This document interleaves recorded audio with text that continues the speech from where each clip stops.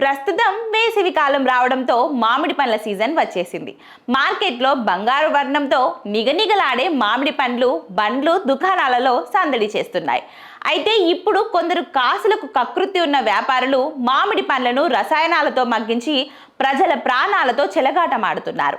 ఈ విషయంపై Hyderabad CP VC Sajjanar social media వేదికగా ప్రజలను అప్రమత్తం చేశారు. కల్తీ మామిడి పండ్లకు సంబంధించిన సమాచారాన్ని ఫోన్ చేసి చెప్పాలని వెల్లడించారు. నోరూరించే మామిడి పండ్ల మాటన ప్రాణాంతకమైన విషయపు కోరలు దాగి ఉన్నాయన్న నిజాన్ని ప్రజలు విస్మరించకూడదని సజ్జనర్ అలర్ట్ చేశారు. కాసుల కకృతితో కొందరు స్వార్థపరులైన వ్యాపారులు ప్రజల ప్రాణాలను పణంగా పెడుతున్నారని, సహజ సిద్ధంగా పక్వానికి రావాల్సిన మామిడి పండ్లను రసాయనాలను ఉపయోగించి కృత్రిమంగా మగ్గించి విక్రయిస్తున్నారని తెలిపారు.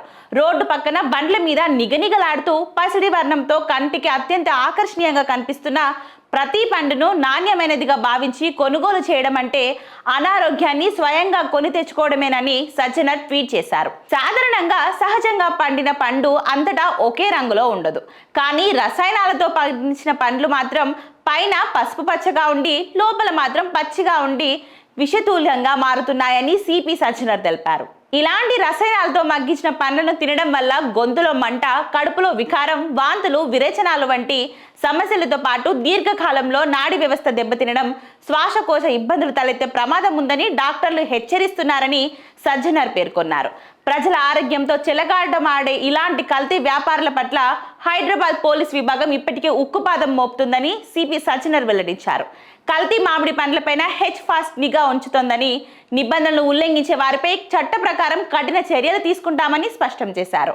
పండ్ల రూపాన్ని చూసి ప్రజలు మోసపోకుండా వాటి సహజత్వాన్ని గుర్తించి కొనుగోలు చేయాలని కోరుతున్నట్లు తెలిపారు.